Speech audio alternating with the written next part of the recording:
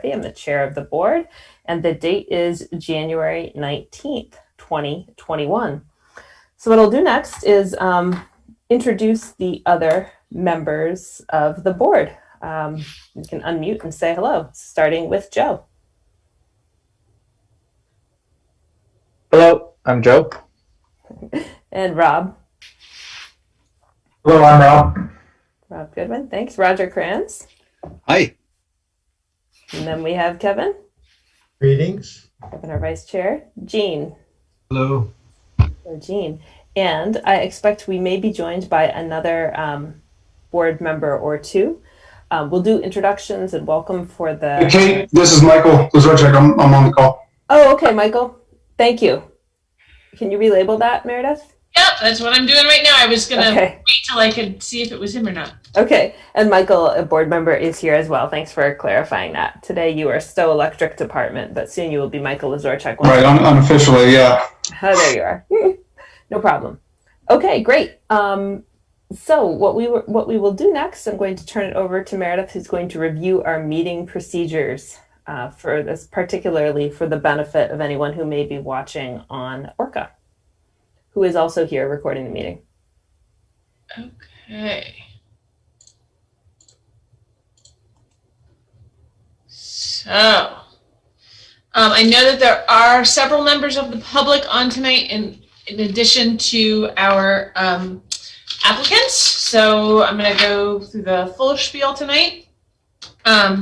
So first, for anyone watching this meeting via ORCA, if you're watching there and then you decide you do want to participate, you can use this Zoom meeting link here to get in.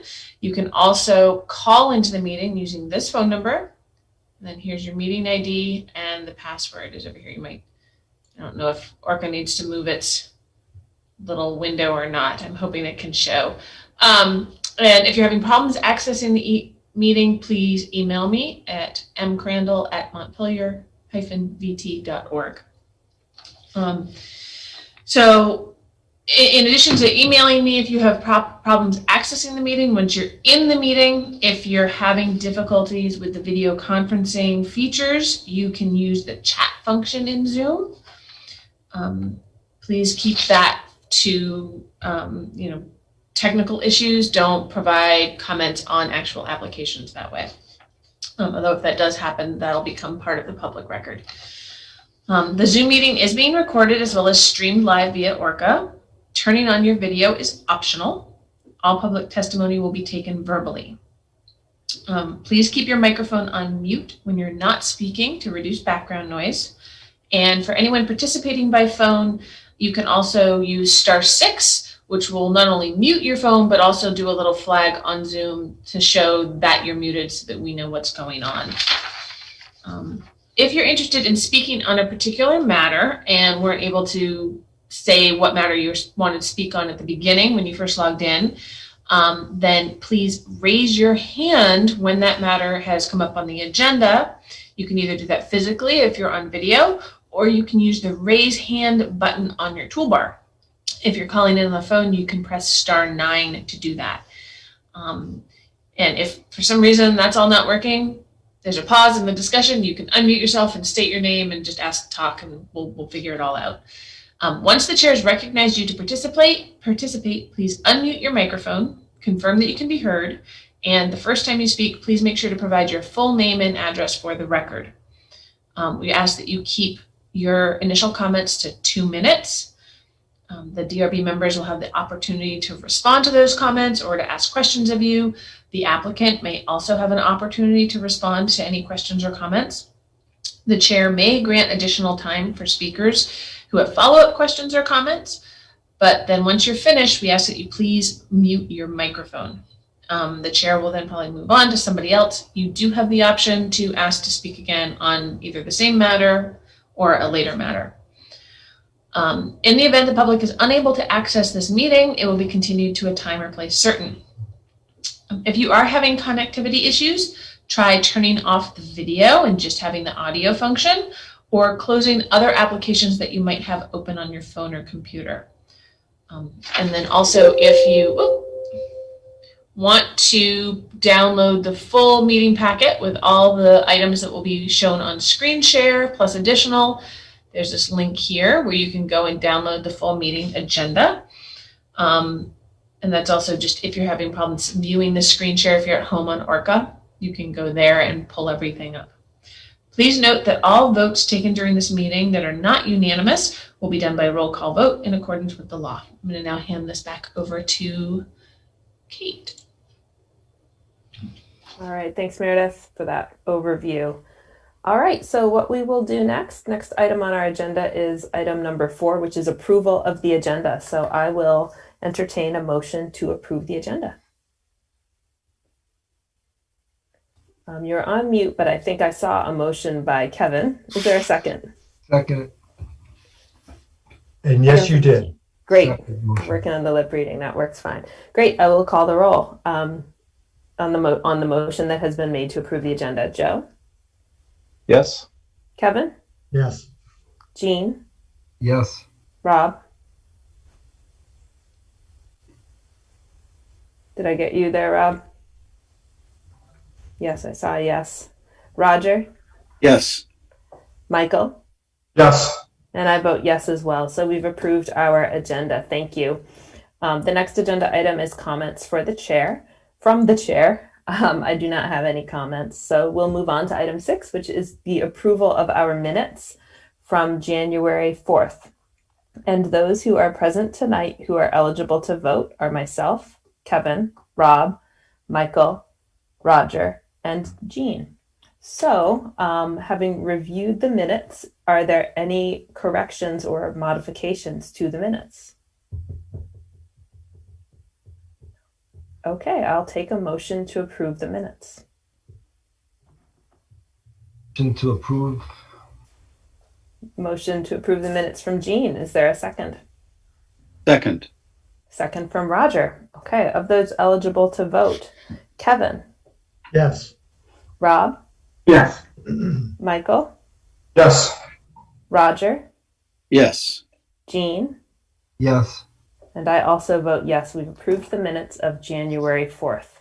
All right, moving on to the business before us this evening. So the first item of business on our agenda is 2996 Elm Street, and this is final plan review of a 2-lot subdivision.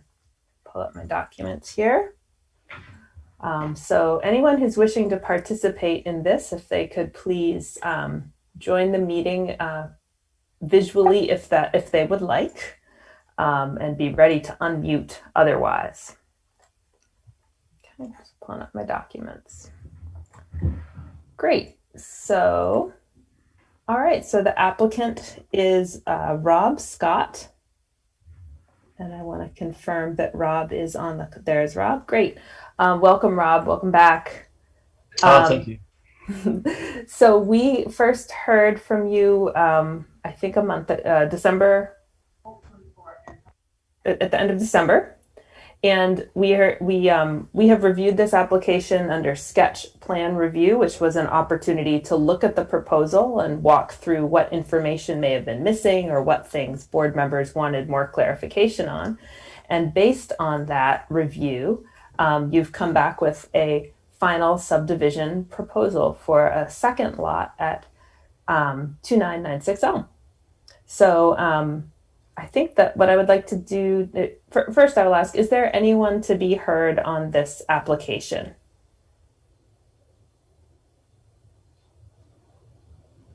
Okay, so in that case, what I will do is I will swear you in, Rob. So do you affirm that the testimony you are about to give is the truth, the whole truth, and nothing but the truth under the pains and penalties of perjury? Yes, I do. Very good. Thank you. Thank you, Rob.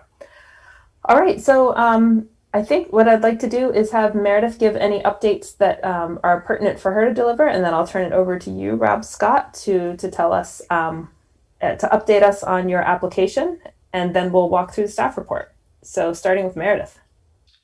I'm not sure I have much of an update per se. I mean, you kind of described the application for anybody who's watching via ORCA and is interested in this. This is a 2-lot subdivision of a parcel that's out in the rural district, headed out of Montpelier towards the north. And there are no plans at this point for further development of what will be the new Lot 2 that is set further back from Elm Street. And my review of the additional materials that were brought in, as you can see in the staff report, it seems like all the information we need is here. Is here to decide on the subdivision. I didn't find any holes. And it looked like Rob, in my view, answered all the questions that were asked during sketch plan. But that is up for you all to debate. Okay, great. Thanks, Meredith. And Rob, is there anything, Rob Scott, is there anything that you'd like to share with us about new information or that you've added since we first talked? Any highlights? We will still go through the staff report, but this is just a chance for you to give an overview if you'd like. Sure. I've had, according to state permitting requirements, I had 3 test holes dug on the existing 3-parcel site, which will go with the existing home, and soil analyzed, and came back excellent. And the septic design for that is in the process and will be hopefully submitted to the state tomorrow or the following day. So I'll have to wait on that approval to proceed with I'm not really sure how this will, I guess they file it with the state and then the state will email me and then perhaps move ahead with some trying to sell the house. So it's, okay. That all went very well. But that's it as far as new developments. Okay, great. Thanks for that update. One of our jobs, even if there's not a specific proposal before us at the time we review a subdivision, it's our job to make sure that we're not allowing the creation of funky lots that can't be developed. And so that's one of the reasons we ask some of these questions about access and about septic suitability and things like that. Well, great. All right. So if it pleases the board, what we will do is we will look at the staff report, go through and confirm that we have the evidence that we need to review this. Does that work for you, board members? All right. Very good. Good nods. All right, great. So it's an existing 12-acre site, as we've heard, and the proposal is to subdivide into 2 lots, one with an existing house and one that is undeveloped. So starting with our general standards, we look at our use dimensional standards and accessory structure standards. These are hard to apply. These cannot be applied because there is not a specific development proposal before us, but what we can confirm is that for the rural district, the parcel being created has the potential to meet all of the standards, and there are uses that can take place on it. Okay.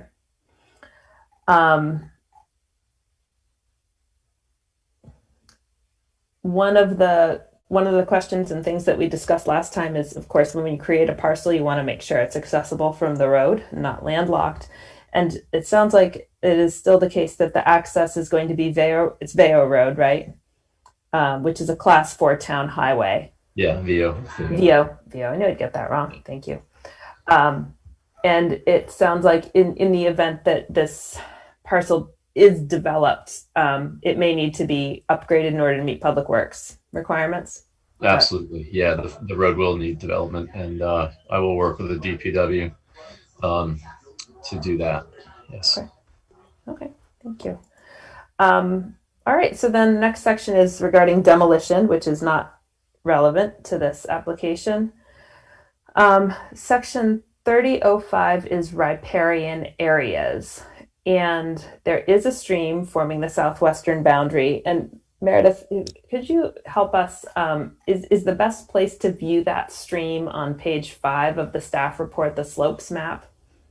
Would you say that gives us a good snapshot of the stream relative to the existing parcel?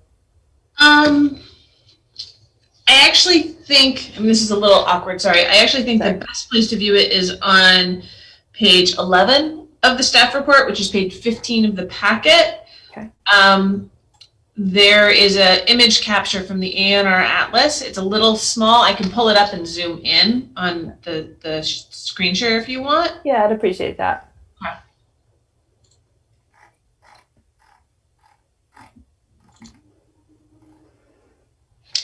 Let's see, I said page 50.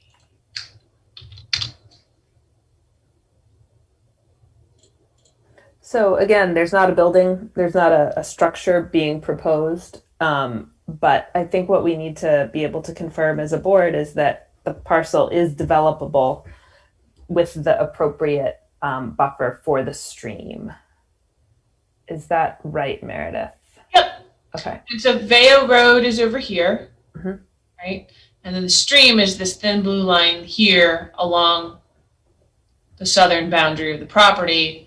And this is also where the steeper slopes are on that slopes map that you saw on page 5. Okay. So the flatter area is here where it's most likely to be developed along Veo Road, or Okay. Veo Road. All right. Could also point out that on the survey plat in the subdivision, the southerly boundary of the property is the stream, and so you can kind of see more detailed of where that is and whatnot. So. Yep. Thank you, Rob Goodwin. Just a general question. Meredith, how far out does the city water and sewer on Elm Street? I mean, it's not here. No, I know that. I can get that map pulled up separately and pull that up. I thought you might know it right off the top of your head. No, just Don't know for off the top of my convenience. head. I looked when this discussion, when this application first came in. It's quite a ways back. Okay. It's near the it's near Turtle Island. Is it? Okay. Yeah, I think it stops. It used to stop at North Park Drive, right near the recreational facility. Yeah. Yeah. So, yeah, it gets more spread out after that. Okay, good. Well, thanks for showing us that stream. Just gives us a reference point, especially for a little bit later in the application. But again, nothing is being proposed right now.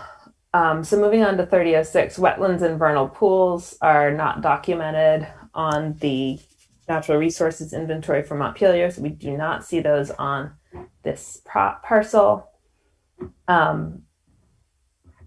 Moving on to steep slopes, there are some that are greater than 25%, which are indicated on the map. But the more easily developed area is the one that we just discussed. And so there's no proposal to develop on slopes. Similarly, with erosion control and stormwater management, we cannot assess those impacts or there are no impacts because there's no development being proposed. Correct. Okay. All right. So any questions about any of those from board members before we move on? Okay. I don't think it's necessarily prudent to point out at this time related to conditions. However, I think Veo Road does have some steep slopes, coming in there, and when it gets upgraded, there may trigger some other stuff related to drainage and whatnot. But I don't see it as an issue for the subdivision itself. Okay. But that's nevertheless good to get out there. Thanks, Rob. All right. So Section 3010 is access and circulation.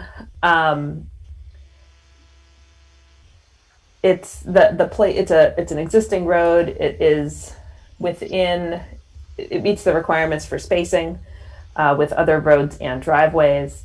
But as we've discussed, and as the staff report notes, any upgrades to Vare Road, Class 4 town-owned road, are going to need to be approved by City Council.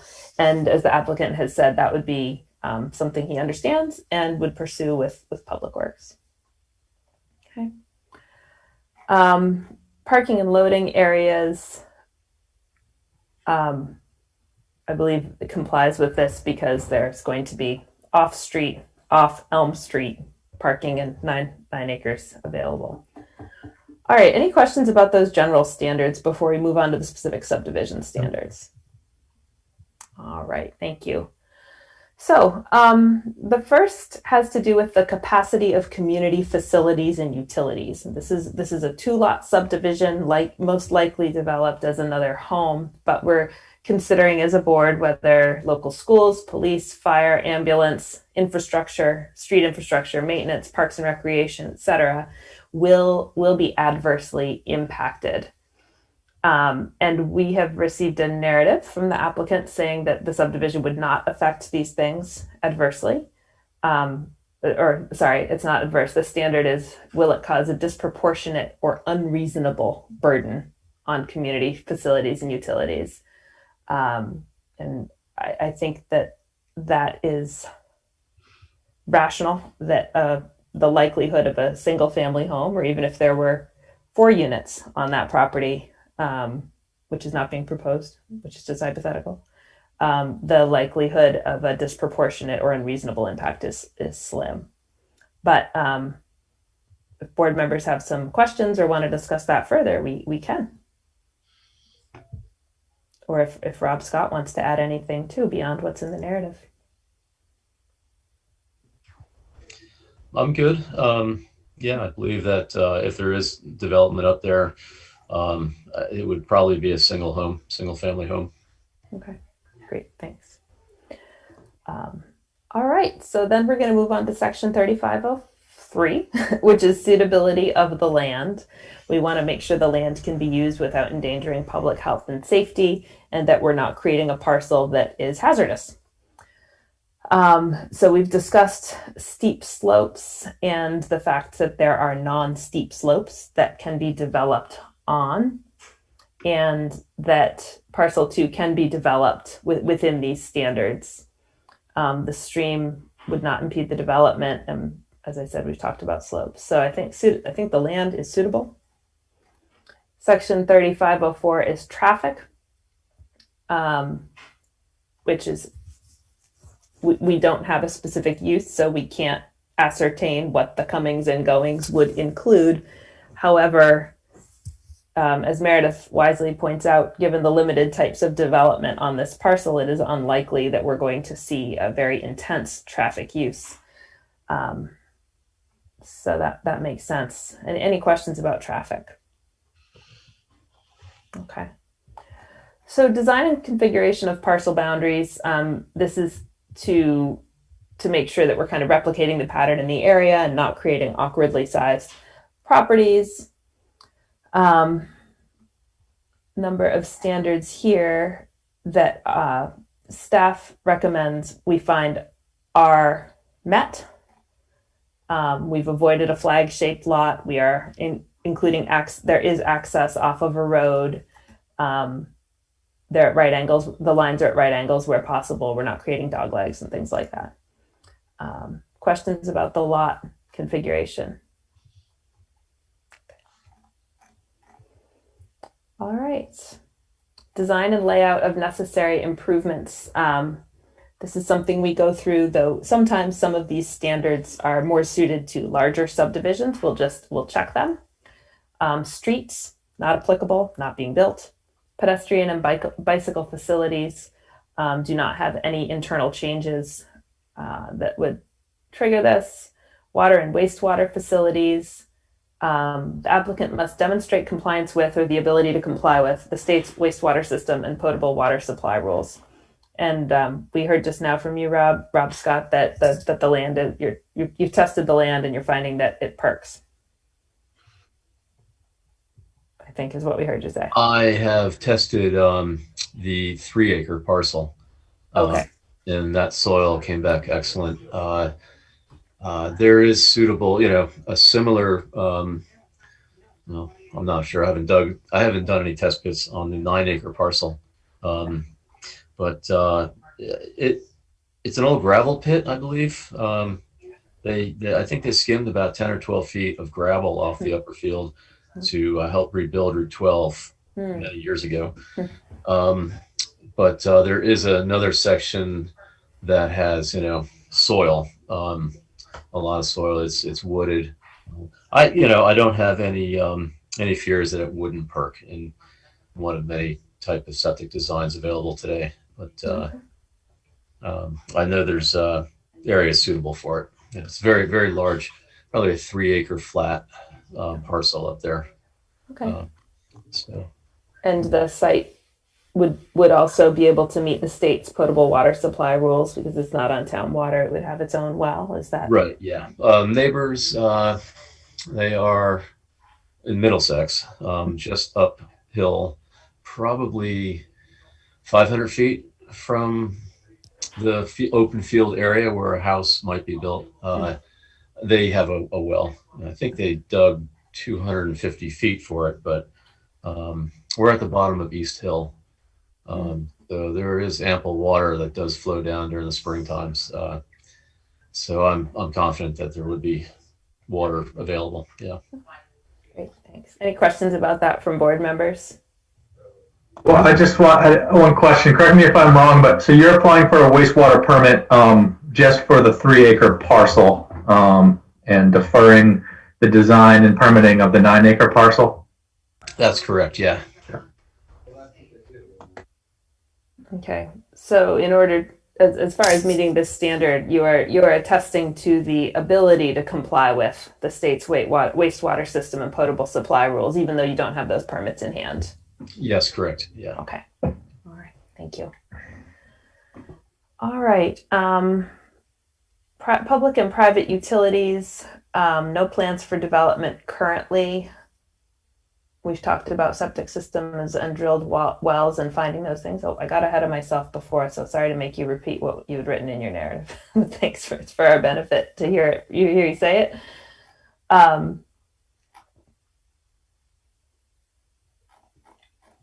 Okay, so public and private utilities we've just discussed, and they will be provided. And then that brings us to landscaping. Applicant shall design the subdivision to maximize the preservation of existing mature vegetation and provide additional landscaping as necessary to meet certain goals. And the parcel is mostly forested now, is that correct? There's a mixture of forest and open meadow. Okay. I've been cutting the lawn up there for a few years to kind of, propose a building site or, a place to picnic basically is all I've been doing with it. Yeah. But there's about 3+ acres of flat open land. Okay. So there's a lot of space, and there's a couple of beautiful sites for homes if somebody's going to build a home up there without really disturbing any vegetation. It was, I'm not sure what the flora and fauna was, but it would grow up every year, then it would flatten down and be a lawn the next year, basically. All right. So one thing I want to ask is whether you would be open to a condition of final subdivision approval that would require any future development application to include a landscaping plan, just to make sure that once something is actually built, these requirements of the subdivision bylaw are met. Would you be open to a condition? And you may not even be the person who ultimately. Right. I would. Yes. You would. Yes. Okay. All right, great. So then, all right, there are no parks and recreation areas in your 2-lot subdivision because that tends not to be the case. Monuments and parcel corner markers are indicated on the final plan. And construction and maintenance of necessary improvements does not apply to this scale of subdivision. All right. So we've talked about the landscaping plan. That brings us toward the end of the standards. Section 3507, character of the neighborhood and settlement pattern.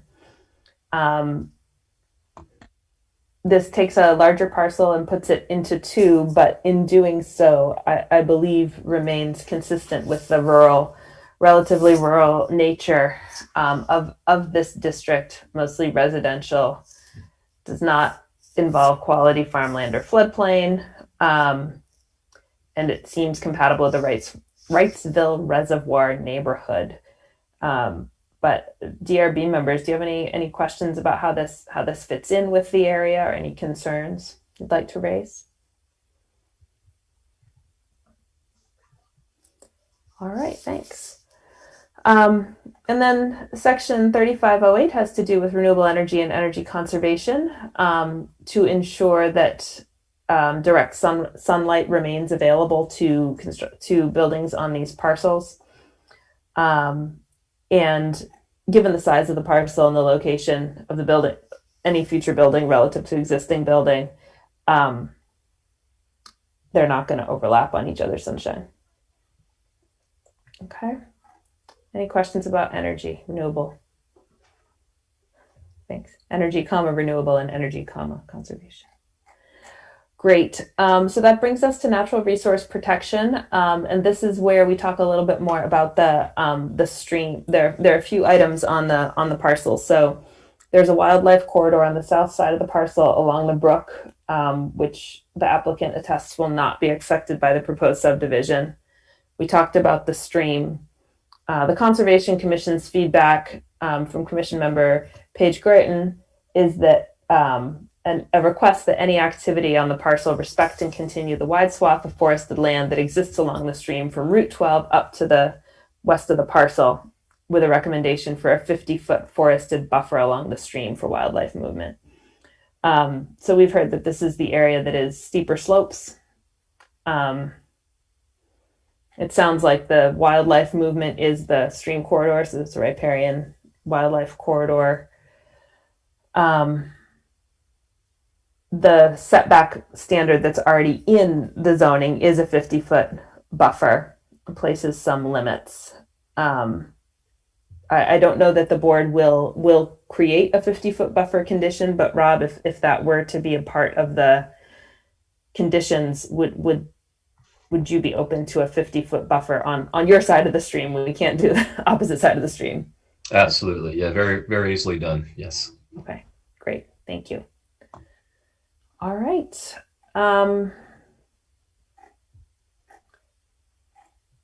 That brings us through our standards. So I will ask if board members have any other questions or comments.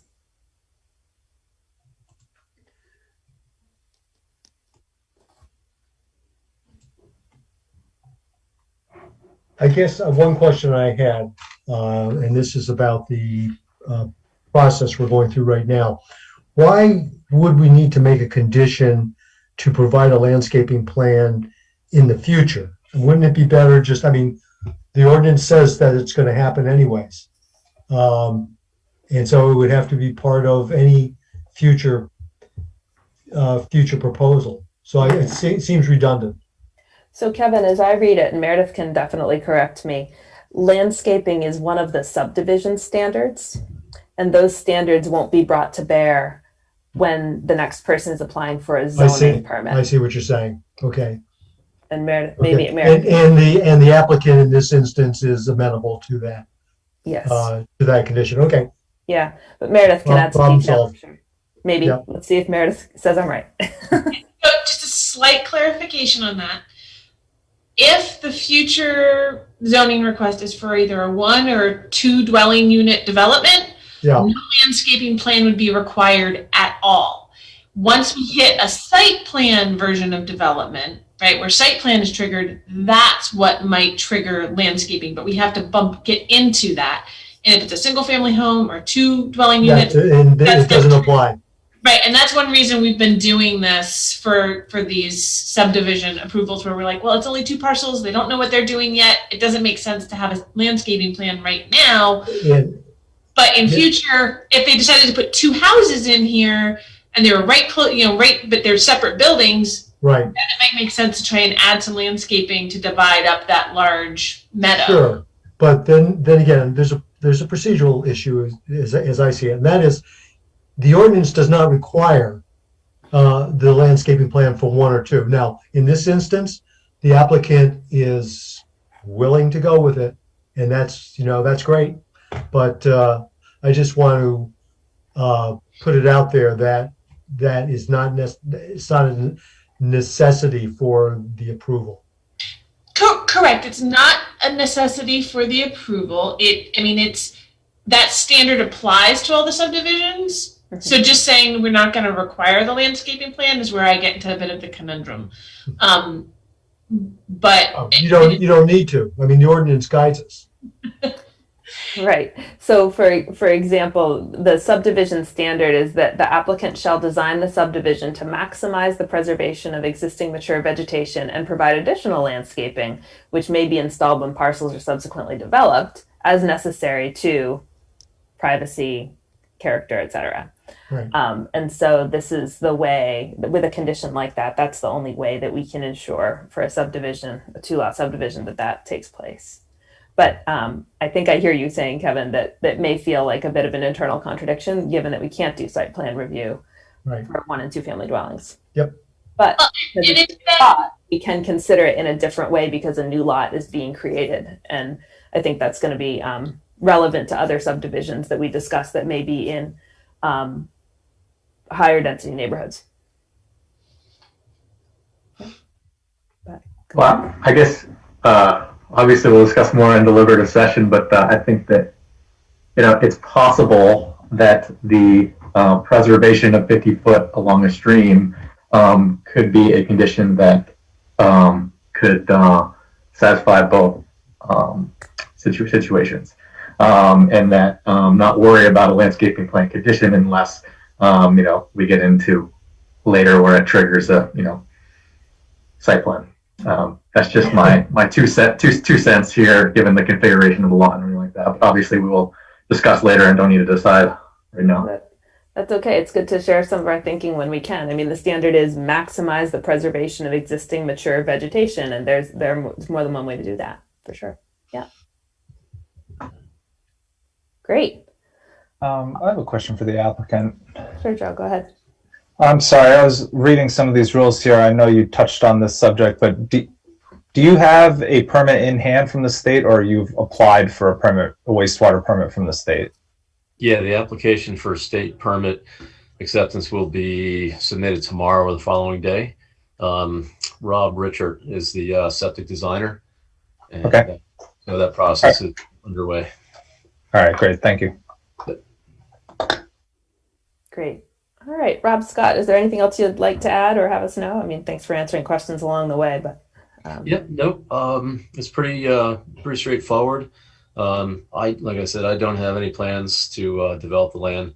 Would like to, I'll be moving. That's the whole reason for the subdivision, and selling the house off. And but I'll be coming back, and I have a son in town, so good. Throw tents up on the field for a while, and in the future, I will probably sell it off. But right now, I'm just going to enjoy it. Well, good. Glad you have some options, and thank you. Glad to talk with you about them. So, since the way that we conduct our deliberations is in a closed deliberative session. This is something that we've been doing since going into the Zoom format as a result of the pandemic. I want all applicants to know that this is something we do for all applications, no matter how straightforward or complex they may seem, for the sake of taking the time to arrive at appropriate conditions and deliberate in a way that is not painful to watch on Zoom, which it can be. We think this gives more fair and higher quality decisions for the applicant, but we will get the written decision out as soon as possible after that. That is how you will hear about our decision. We will not be voting on it in public tonight. So this is the point where I ask someone to make a motion to close the public hearing on 2996 Elm Street and consider the application in deliberative session at the close of the public meeting. Is there a motion to that effect? So moved. Motion by Kevin. A second. Second by Jean. All right, I'll call the roll. Joe. Yes. Kevin. Yes. Jean. Yes. Rob. Yes. Roger. Yes. Michael. Yes. And I vote yes as well. So we will deliberate on this in closed session and get a written decision out as soon as possible. Thank you very much, Rob, for talking with us tonight, and we'll be in touch. All right. Thank you very much, everyone. We'll see you. Take care. Good luck with that. Thank you. All right. Thank you, everybody. we're going to move on to the next item in our agenda, which is 4 College Street. This is a sketch plan for a 2-lot subdivision. And a sketch plan review, as many of you probably know, is a chance to discuss a proposal. We're not taking evidence tonight. We're not making any decisions. We're not swearing in witnesses. It's a chance for DRB members to hear about the proposal, provide a weather report as to how we see the proposal complying with the standards, many of which we've just discussed. And it's also a chance for anyone who's interested, neighbors and otherwise, to learn about the proposal, to ask questions about the proposal. And so that is what we're going to do. So anyone who, it's optional to be on camera, you can just keep listening. But if at this point, Therese and Peter would like to join the meeting by unmuting unmuting and optionally joining by video. I see you've unmuted, so welcome. Thank you. Thanks. So, and Don Marsh is here as well, I assume with the applicant, is that right? Very good, thanks Don. So what we're gonna do, similar to last time, we're going to have Meredith give an overview and then we're gonna hear from the applicant. And at that point, I'll get a sense of how many folks might be here who might have questions. Hello, welcome, about the application. And at that point, I'll tell you how we're going to do Q&A, whether we have interested parties give kind of a general statements at the beginning or throughout. Okay, but rest assured that folks here to learn will have a chance to ask questions. All right. So Meredith, if you give a brief overview, please. Will do. Thank you, Kate. So as you said, this is a sketch plan review for a 2-lot subdivision. This is proposed for a parcel that's on College Street as you're headed down the hill towards Berry Street. And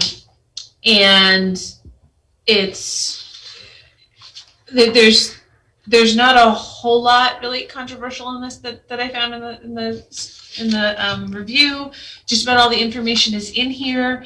This is a parcel where it's really right in Montpelier. There's city water, there's city sewer, so we don't have those issues. The new parcel, empty vacant parcel, there's no plans for development of that right now. It's bordered by 2 streets, so there's plenty of frontage. And there's one of the items that wasn't addressed in the application was about the public and private utilities and the electric, but those power and data lines run right along the side of the parcel on the side of the street that the parcel's on. So that really isn't going to be an issue in my view. It's a fairly straightforward 2-parcel subdivision like we've seen in many instances right now for infill. Okay. And Meredith, since you may have the numbers handy, I will ask you, could you tell me what the square footages of the 2 parcels will be? Of course. So this is in the residential 3,000 zoning district. So every parcel has to have at least 3,000 square feet. And with the subdivision, it'll end up being the first parcel, lot 1, as 5,316 square feet. And the vacant new parcel, or lot 2, will be 6,034 square feet. So that new parcel could theoretically hold 2 dwelling units. Or also, because every compliant parcel is allowed at least 2 dwelling units, theoretically a future developer could take that 6,000 plus square foot parcel and subdivide it further and put 2 duplexes on it. But that's further down the road. That's not something that's being proposed here. It is meant in the application materials, but it's not what's being proposed. This is just a 2-lot subdivision with no future development plan for that new parcel. Okay, thank you, Meredith. So at this point, I'd like to turn it over to the applicants, Therese Magot and Peter Kelman. If you'd like to speak a little bit about your project, please go right ahead. Well, again, it's pretty simple. We just want to divide that corner quarter-acre lot into 2 parcels. One, the house that we have on it, which we are in the process of trying to sell, and make sure that that lot is large enough and configured in such a way that somebody who buys that would be able to put a modest addition off the back, similar to the one that not similar, but smaller than the one that we proposed earlier for ourselves, but out the back similarly. Mm-hmm. And that what's currently a vacant lot, which is bordered by Foster and College, would be able to be sold separately for development in the future. We have no plans for development. Okay. Great. Thank you. Thank you for that overview. And I apologize for any mispronunciation of names. Thank you for being here. All right. So I see a couple folks who may be here to learn and or speak on the application. Let me get a sense of that, and then I can make a decision about how we'll proceed with public comment. So is it the case that Lisbeth Dodd and Christine Zakai are here to potentially speak? Yes. That's one. Okay. I am curious to learn more about the application and would love to reserve the opportunity to speak or ask questions in the future as the hearing unfolds. Sounds great. We can do that too. And I see that Diane Sherman is on. Diane, do you think you might like a chance to speak, or sort of here to listen? No, I'm just here to listen. Thank you. Very good. Great. Thanks, Diane. All right. So I think what I'd like to do is walk through the staff report, because that's where we look at how the application lines up with our standards. It can answer a lot of questions about what the project is and isn't. And then when we get to the end, will be a chance for a little more back and forth, at which point I'll invite folks other than the applicant to speak up. All right? Great. Okay. So so the staff report is available on the city's website and gives an overview of what we're doing here. So we've heard that this is going to become 2 parcels, and we heard about the square footage of the parcels being created. So what we'll do is we'll start with the general standards. Again, these mostly come into play when there is something specific developed for a parcel, which, as we heard, is not being done at this time.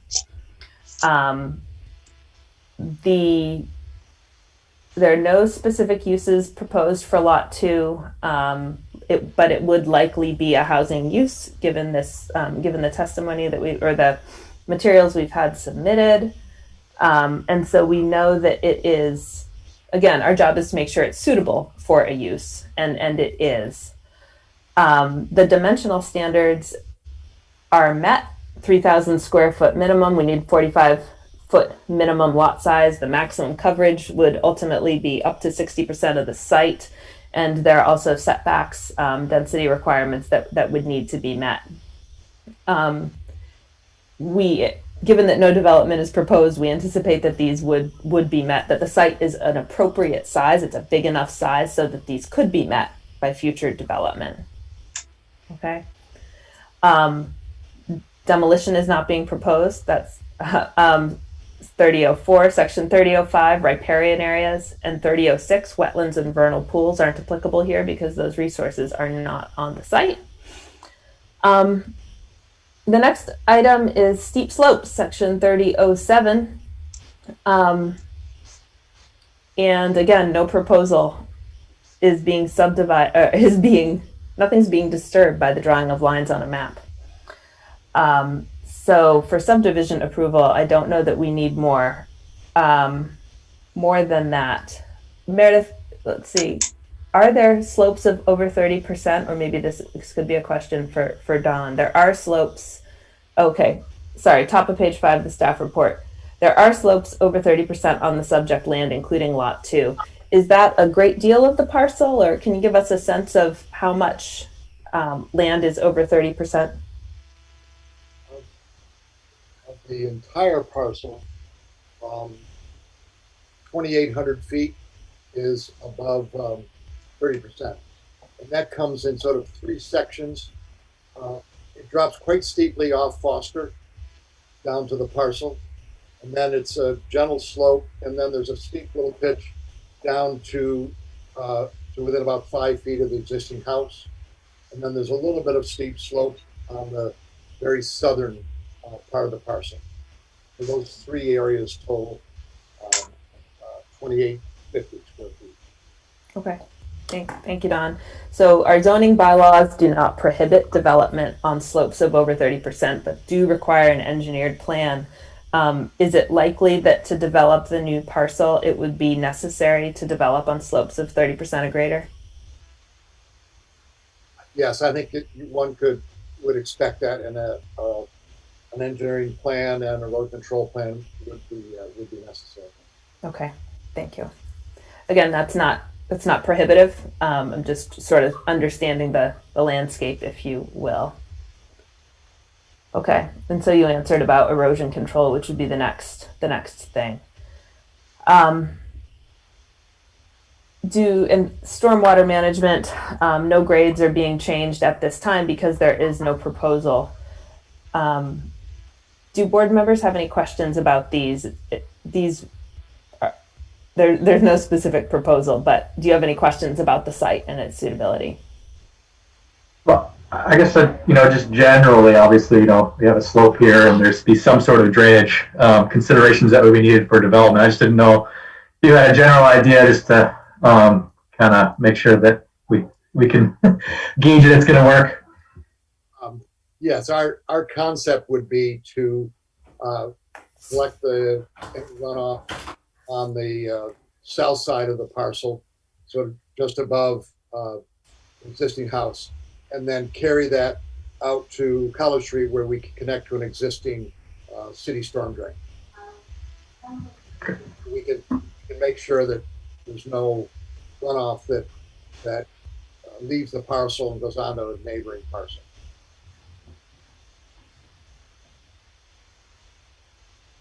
Thanks. Any other questions about stormwater from board members about slope or stormwater erosion?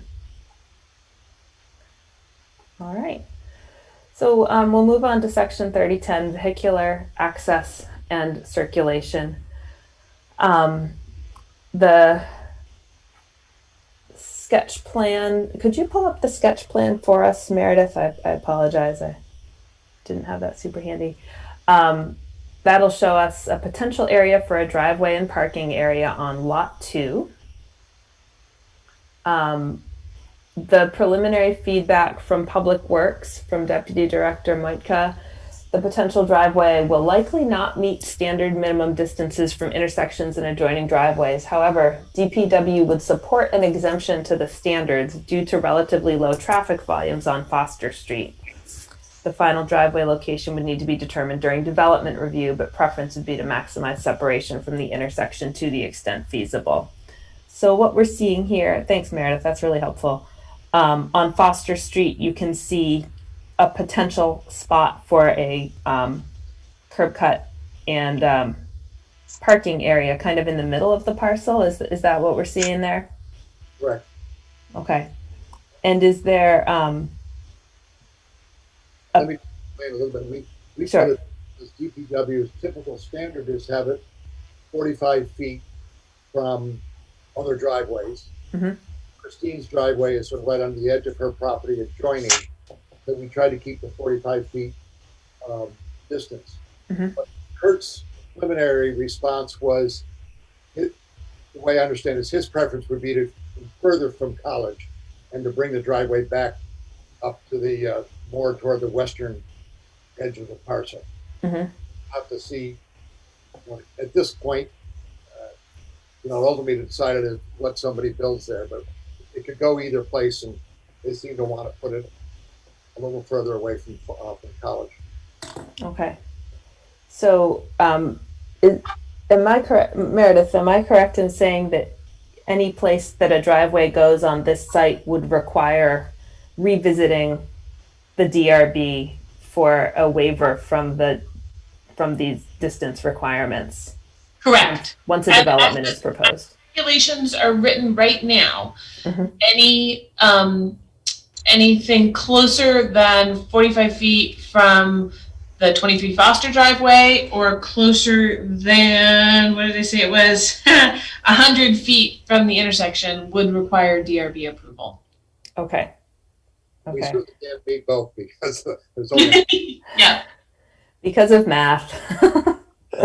Fair enough. Okay, so I guess I wanted to emphasize that point so that folks who are here to learn about the application know that even if this subdivision is approved, the conversation about the appropriate location of the driveway would take place again when and if a development is proposed. Okay. Great. Okay, that's really helpful. Thank you. So parking and loading areas are the next set of standards that we look at to provide adequate off-street parking. In this zoning district, each dwelling unit requires at least one off-street parking spot, and that is indicated on the site plan as we just saw. And again, technically nothing's being proposed, so we are just kind of hypothetically thinking, could this site accommodate what it needs to? Signs, not applicable. I'm curious. Yeah, Jean, go ahead.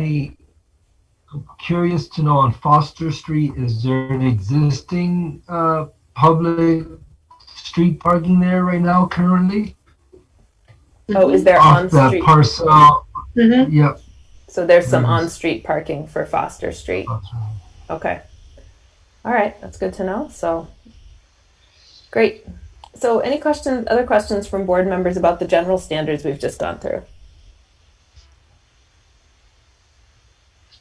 Okay, and anything else the applicants would like to add? Okay, that's fine. I like to just pause and slow down once in a while so I don't forget to give you a chance. But all right, we'll keep moving. So the next set of standards are the subdivision standards that we go through to make sure the addition of a lot and eventual construction on that lot are compatible with the neighborhood and the ability of the city to provide services and maintain safety and things like that. So that's what we're moving on to next. So section 3502 is the capacity of community facilities and utilities. And again, local schools, police, fire protection, ambulance service, street infrastructure and maintenance, parks and recreation facilities, water supply, sewage disposal, stormwater.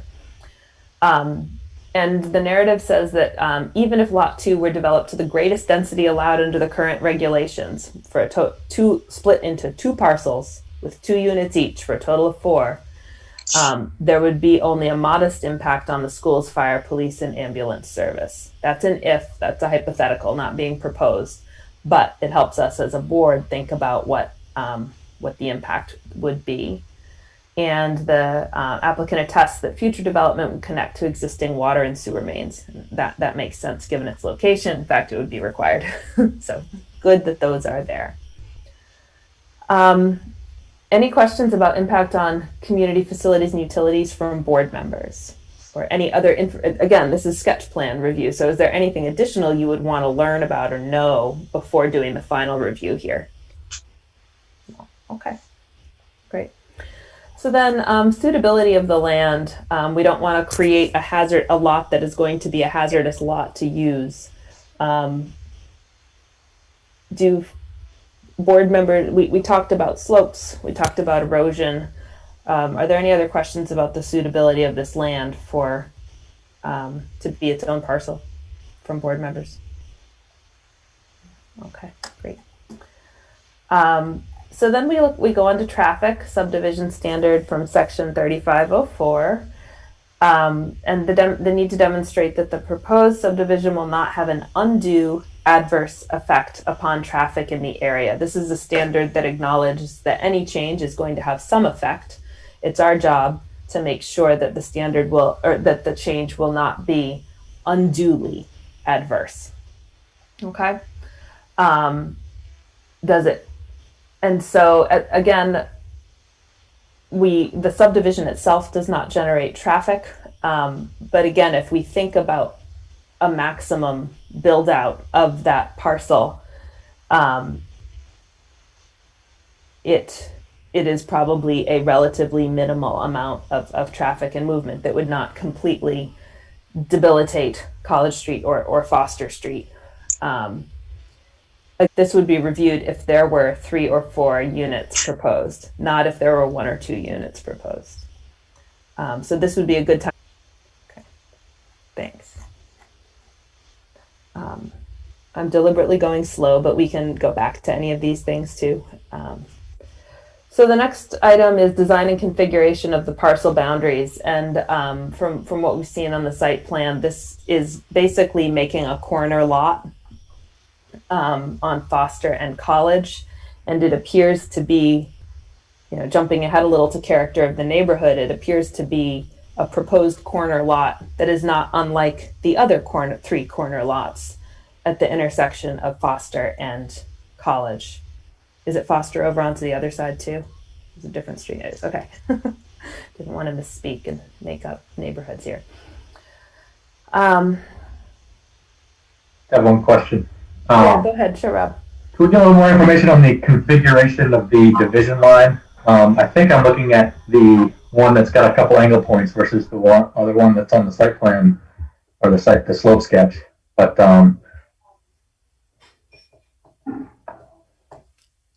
okay, I see what would we call that? A mini panhandle in the upper left there. Yeah. Yeah. Cool. Yep. Mini panhandle. Yeah. Good question. Why is that the case? That's put in there to enable the existing house to put up to a 20-foot long addition out the back and still observe the setbacks between it and the new property. Okay. I mean, just one suggestion. Maybe it's not possible, and you've gone through every single configuration, but I just didn't know if there's a way to go from that 13-foot line, all the way out straight out to the street somehow. Maybe you guys know the configuration better than I do, but it seems like obviously you got to have some nooks in it, but unless that I don't know, does it follow the slope or something? Is there a natural feature that goes along that line? With the 13-foot line out to the street, what do you mean? Oh, do you mean out to College Street? So you have a 7-foot diagonal section in the middle there. I just didn't know if there was a way to remove that and make it a little bit more uniform. But maybe the way that it looks out there with the slope, it kind of follows the slope. I don't know. I'm just sort of giving you my 2 cents of what it looks like on the plan. Well, in order to get the number of square feet into the lot, we need if we straighten that out, then we lose square footage and we wouldn't have 6,000 square feet. Okay. Okay. Thank you. It's a good reason. Thank you for the observation and the explanation. That is helpful. Okay, other questions about from board members about lot arrangement, dimensions, configuration? Okay. So we're going through a few more standards, and then we'll have a chance for questions from folks who've joined us to learn more. So design and layout of necessary improvements. There are no new streets. You'll be hooked up. Any future development on the new parcel will be hooked up to town water or city water and wastewater. Fire protection. DPW has not requested additional fire hydrants. This is in a settled neighborhood, so presumably, okay, there's a page 9 of the staff report shows that there's a fire hydrant just uphill. Okay. Public and private utilities. All utilities shall be located underground unless prevented by ledge or other physical conditions, or where the subdivision is in a section of street with existing above ground utilities and burial would not be practicable. This will be addressed when buildings are proposed, though there are existing above ground utilities, so the need to bury them is unlikely. Meredith, do you have some comments on that? Do you have anything beyond what I just said that you want to flag here? No, it's one of those situations where if they were to go underground, it would just be that for that one little distance from the street to the house because of like the homeowner's desire. Really, in this neighborhood, most of these utilities are connecting directly to houses. But on the other hand, unlike some subdivisions, we wouldn't have, there wouldn't be the issue of having to dig up the street to get the utilities to be underground from the main line to the house. I don't see it as being an issue for this parcel. Okay, thanks. Board members, do you have anything to add or comment on related to utilities? All right. So landscaping, we discussed this a lot in the previous application, which is when a subdivision is being done, we ask that the applicant design the subdivision to maximize the preservation of existing mature vegetation and provide additional landscaping, which may be installed when lots are subsequently developed as necessary. To maintain and provide privacy, to enhance the appearance of street frontages and shade trees and sidewalks, to maintain or establish vegetated buffers along waterways. There's no waterway there. And the narrative of this states that the landscaping would be addressed by subsequent property owner when buildings are proposed. And that could be, in the final review, that could be a condition that this board requests be part of the application to ensure that once the development happens, that happens. Would that be okay with you? Okay. Yes. Great. Thank you. All right. Parks and recreation facilities is not applicable. The sketch plan shows existing monuments and corner markers. For any new monuments or corner markers, those would just need to be on the final plat that you submit. All right. So then the last, almost last standard is the character of the neighborhood and settlement pattern. So this is to ensure fit within a neighborhood. And I'll just read for the benefit of us all, the College Hill it's the College Hill South neighborhood in our zoning. And it's described as primarily residential with homes located on small parcels along narrow tree-lined streets. Proposed development should protect the historic character and appeal of this neighborhood while allowing for a moderate increase in residential density through compatible infill development, particularly with compact buildings and conversion of existing buildings to multi-unit occupancy. The applicant's testimony is that a new parcel here is consistent with this settlement pattern, and as we've seen, it's similar to the other three corners of that intersection. But we can talk. Do DRB members have any questions or thoughts about the neighborhood compatibility character of the area? Pretty straightforward. Okay, great. So similarly, renewable energy and energy conservation. Making sure not to leave adequate opportunity for conservation, including solar installation and such. And the narrative does address this directly. The lot layout will accommodate a solar system. A solar system? Sounds very... its own set of planets, its own moon and everything. A lot bigger than we thought.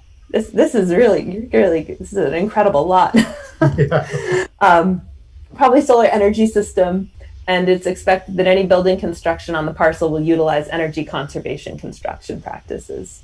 And the natural slope means that the existing house at Fort College will be less apt to impede the solar access. So the downhill lot will not impede the solar access of the uphill lot. That makes sense. Okay, so these are the standards that we go through in deciding whether this meets our zoning bylaw. And we've sort of been through the flags and the questions and the conditions of the site. So what I'm going to do is see if board members have any more questions, and then I'm going to turn it over to those who've been waiting patiently and would like to ask any questions or make any comments. So starting with board members, any now that you've seen the whole picture, we've discussed it, any questions or comments? Well, I guess just a general, comment. I want to make sure that the applicants were aware, based on sort of explanation here of the the provision of the regs for the infill development, density bonuses, planning developments where you have, there's a section of the regs that allows for you to get a density bonus and reduce lot size requirements and setbacks for if you meet certain criteria under a planned unit development. I believe, is that not in the regs anymore, Meredith? Just Can't hear you. Yeah, there you go. It is in the regs, but I don't remember which of any of these. It may, I don't know how many of these are applicable to this particular parcel. I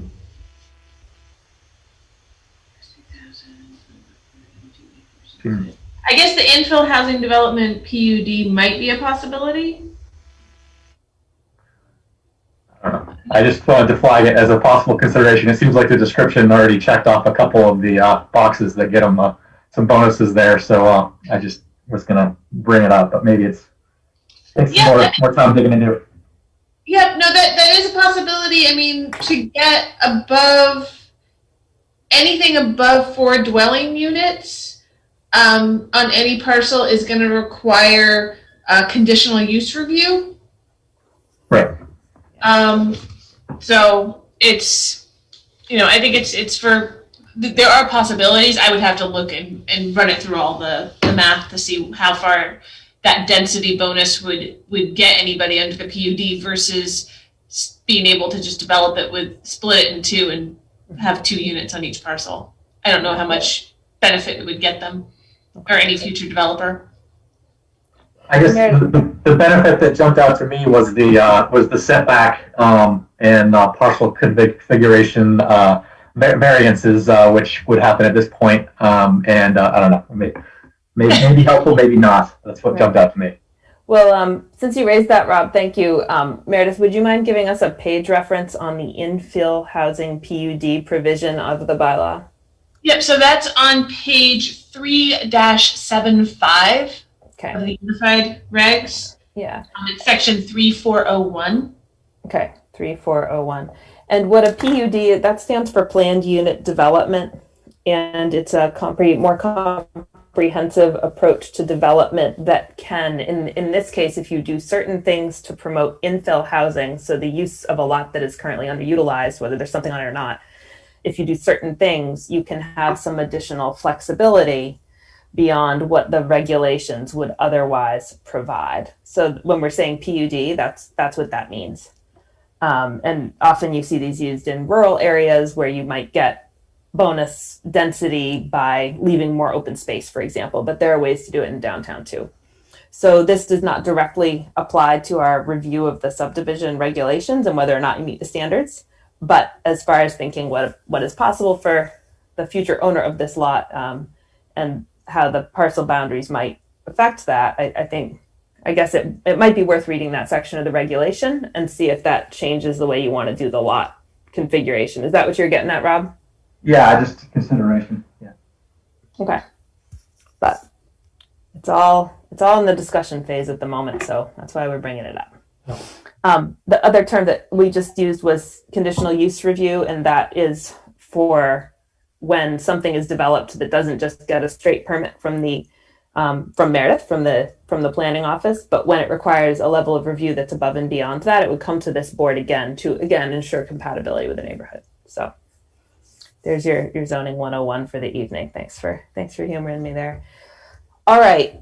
Again, thank you to those of you who have been listening and really want to give you a chance to ask questions. So without further ado, I think Christine signed on first. Is that right, Meredith? I don't know if you're keeping track.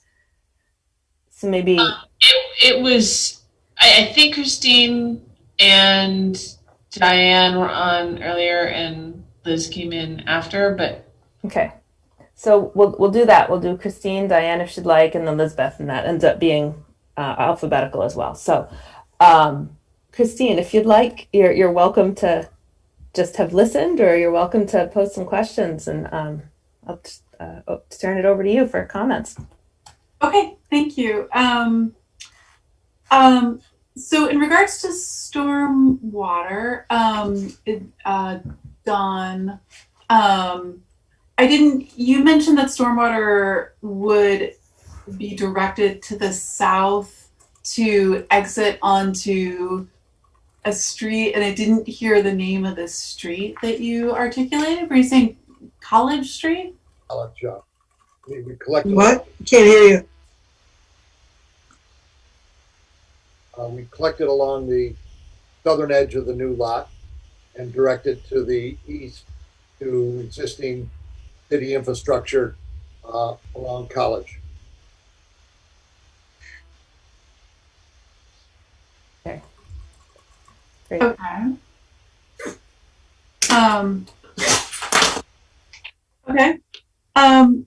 So then I'm also just curious about, in regards to parking, given that the intent is to, eventually yield a lot that can be developed and potentially subdivided again into two, it sounds like folks are thinking about two duplexes, which would then require 4 parking spaces. I'm curious about how those setbacks can be satisfied. And I understand that this is not part of the subdivision conversation right now, but given that we are already talking about parking and that, that this vision for this lot is on the table right now, I'm curious about how that those parking needs would be satisfied in that scenario.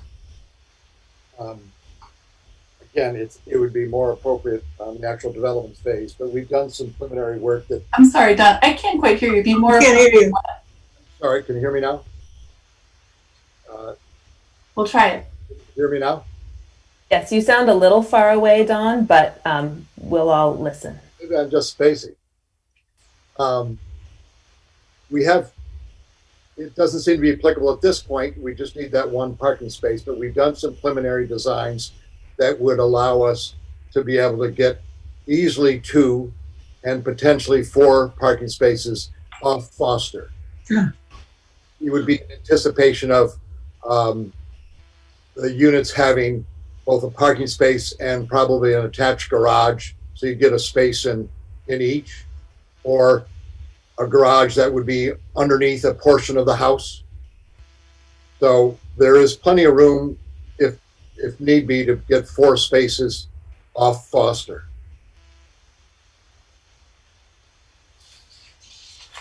Thanks, Don. And Christine, you're welcome to go ahead with some more questions or comments if you have them. Okay, thank you. Zoning regulations may have changed. Certainly the DRB has changed in the past couple of years. I'm just curious, in 2016 when, and again, I'm at 23 Foster, so the adjoining neighbor, when I applied to seek 1 permeable parking space, to develop 1 additional permeable parking space, gravel parking space, the DRB had really significant concerns about creating that additional parking space and as well impervious surfaces. And I'm just curious about, what level of, whether that's currently a priority for the DRB, whether, maybe regulations, like the zoning regs have changed since 2016, but I'm just curious. It's a marked contrast from my experience when, we sought to develop 1 additional parking space. The regulations have changed. I can't cite chapter and verse, unfortunately, to say how. It's possible that the coverage amounts changed. The maximum coverage of of the lots in this neighborhood are 60% impervious cover, and it's possible that that was a different lower percentage in the previous version. And Meredith, I don't know if you feel comfortable speaking to that, or if this would be better to have a conversation about separately when you've had a chance to look into it a little bit more, and you could loop back with Christine, or but I appreciate the point that you're making, that you're sort of like, what are the standards, and how is this measured, and what's different now that might have been different then? Yeah, because I came in like 5 months after we went into the 2018 standards, I've had very limited work with those older standards. I'm guessing that there was a change to impervious surface maximums. And so, I mean, you and I can talk separately, because it may be that now there wouldn't be an issue with you getting that additional parking space. Because I'm looking at your parcel right now. I think that's your parcel. Yeah, and it doesn't look like you have anywhere near 60% coverage. So I think it is just a different standard issue, but I can look back at the old 2016 standards if you want. No, that's okay. I mean, and again, I'm not trying to bring up an old issue that's already been resolved. I'm just curious about the city's priorities and how they're reflected in the zoning standards, and if the priorities have changed around impervious surfaces, water quality, runoff. I mean, it sounds like that's just not a priority in the way it was before. I would suggest you actually talk to the planning director, Mike Miller, who's been here a long time. I think it was also a situation of, in the revision in 2018, making sure that the impervious surface limits and the issues around that were district specific. Like, those new district lines were drawn with these standards, like how much impervious surface should be allowed in that district as a percentage of a parcel. Those were considerations. So those impervious surface maximums change greatly depending on where in the city the parcel is located. So we can have that discussion separately and bring in Mike on that. Good. But I know that stormwater is in some ways more carefully monitored under these zoning regs, in that once development is actually proposed, where we see what's happening with a project, we have to see a stormwater plan. Even a single family home going in, we need to see what you're doing with the stormwater. So it's a mix of different ways of regulating. I don't think it's any less of a priority, though. Okay, thank you. And just so that I understand the current regulations, it's 60% impervious cover. That's right. 60% maximum of the lot, I'm assuming. That's right. 60% maximum of the lot in this zoning district. In this zoning district, right. Right. Okay. Yeah. Super. Okay, thank you so much. Yeah, you're welcome. Thanks for your questions. I want to give Diane the opportunity to comment if she'd like. I don't have any questions or comments. Thank you. Okay, you're welcome, Diane. All right, so moving on to Elizabeth. If you'd like to ask questions or make some comments for a few minutes, go right ahead. I appreciate the lateness of the hour, and I'm wondering if you have another piece of business after this one. I feel I probably will take about 10 or 15 minutes, and I really appreciate your time. So I am serious. Do you have business after this? Well, thanks for helping us plan ahead a little bit. I would like to limit. I think we just took about 5 or 6 minutes with Christine's comments, and so I would ask that as threading the needle between the lateness of the hour and wanting to make sure you're heard, if you could take 5 or 6 minutes and share your thoughts, that would. Okay, then I would like to be reassured that there is going to be another opportunity, that this is not the final review. This is just a discussion. That's right. This is the reason I'm coming from that is. Let me clarify one more thing before you go on. So we're actually not taking, this is not testimony at this time. This is a back and forth. This is a weather report. This is a learning. So as you probably know, people can go ahead and submit written comments. That can be a really good way to be heard in advance of a hearing, and that also helps DRB members as well as the applicant have advance notice of what might be of concern. So this is the discussion. If you want to frame it up as written comments before the final application, you could. But if you'd like to give us a preview or get some questions questions answered now, this would be perfect time for that. Take five or 6 minutes. Okay, and so just that there's enough advance notice to write some things up. And all right, I've been at 14 College Street, which is on the corner of College and Foster. I call it a nondescript little ranch house. It's right on the corner. I've been there, a homeowner there for over 10 years. And if you have not walked in this area, if you have not personally walked in this neighborhood and walked down this street and see this property, I'd strongly encourage you to do so. It's very important. To my knowledge, it's one of the last open lots in the South College area. It's also one that's highly used by deer and by wildlife that go through here. And I know Peter can testify to that. It's kind of a lot of neighbors who've lost a lot of veggies over the years. So it's not just us, it's our coexistence with other things in the area. All right, so it is one of the last parcels, and so I'm really concerned about it. I'm also particularly concerned about stormwater and parking. As you walk down Foster Street, it's very limited, and you'll see that when you take a walk, particularly now when we have opposite sides of the street parking. You want to take a close look at that. There's really few, if any, other places to park on College Street, except on my lawn, frankly. And so now people are parking on my lawn because there isn't another place to park on Foster Street. And so we were thinking of adding up to 2 to 4 cars, and that parking there, I really am concerned about where are people going to park. Also, if you haven't stood, and when I come out of my driveway, you really have to be careful.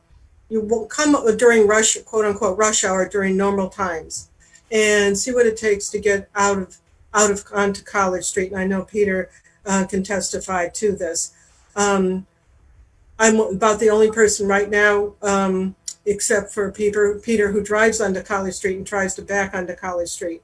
And if you have 4 more people who are going to be backing onto College Street during high rush hour times, it's going to be a real issue. People come up from down up on the hill, and so it's really a potential. And if you haven't had a real traffic study done on this, I'd really suggest it, because there's been a lot of close calls. So that's one thing, and I'll try to limit it.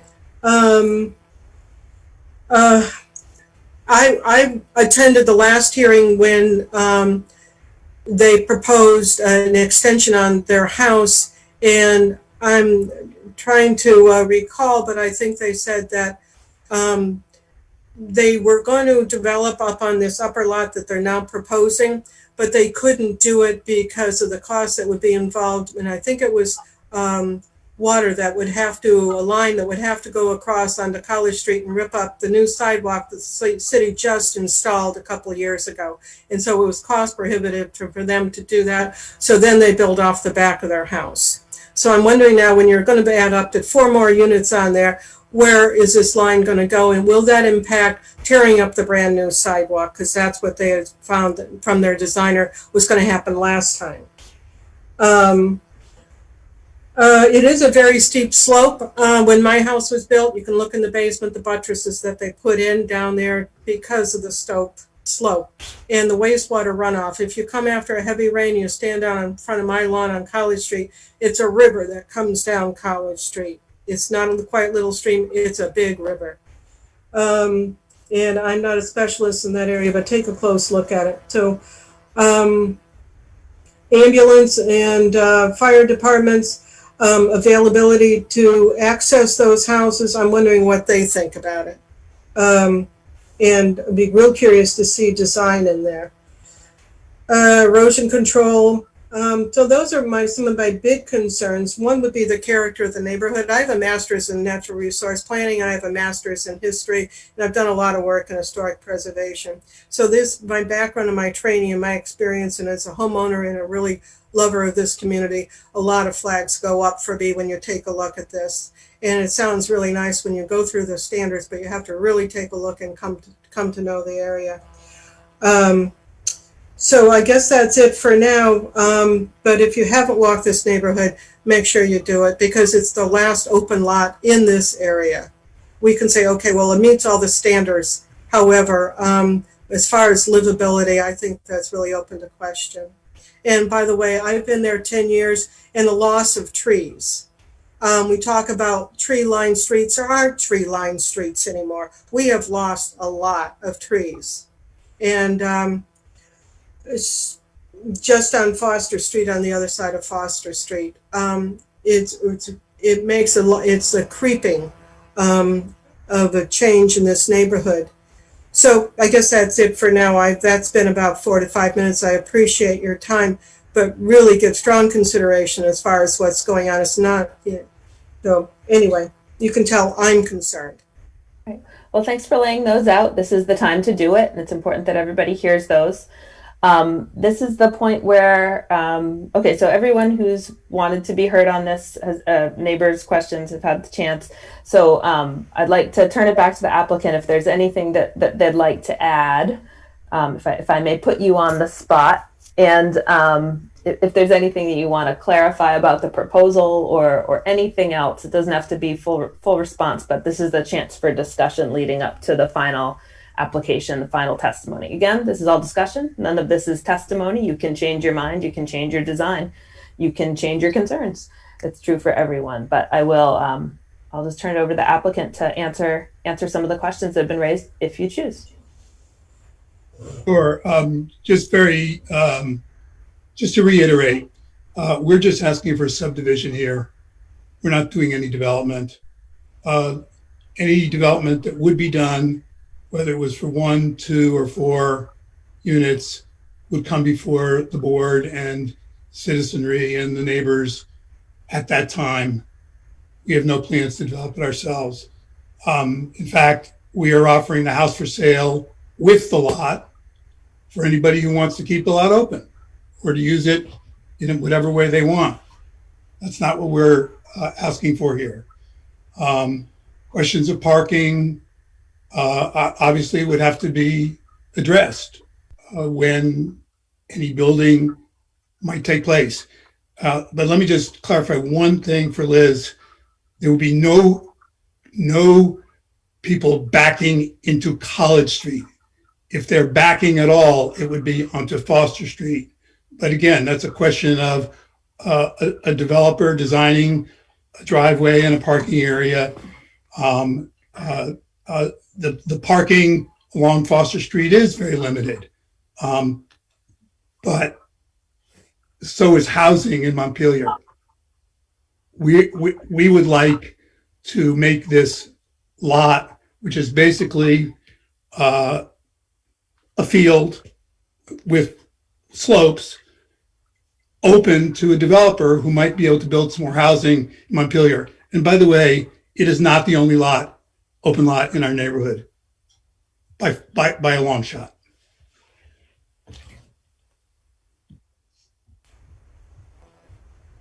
Unmute. Okay. Well, thank you. So that kind of lays out the landscape of what we're considering. Any last questions from board members before we wrap up this sketch plan discussion? Okay. Very good. I think we've done that pretty thoroughly. So as I said before, I'll say one more time, this was a discussion. When this comes before the board for final review, that is the point at which we would swear in witnesses and take testimony. That testimony can be given orally or in writing prior to the meeting.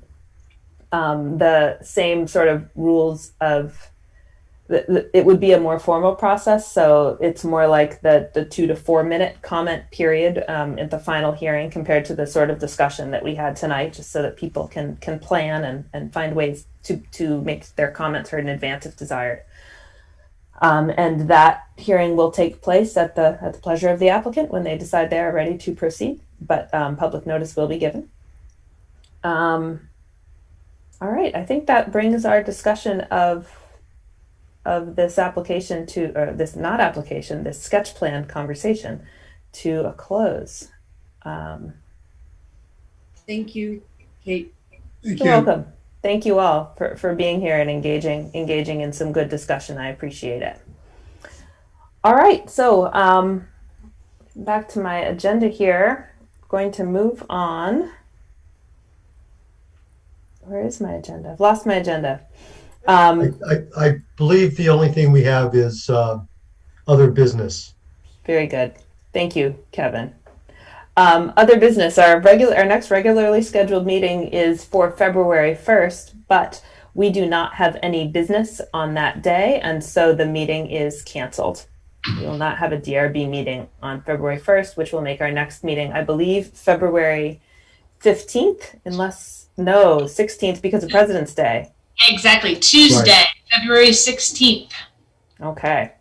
So mark your calendars. We'll be off cycle just a little bit, but it'll be about a month from today when we come back together. All right. Is there any other business or announcements? Okay. In that case, I will accept a motion to adjourn the public hearing into deliberative session.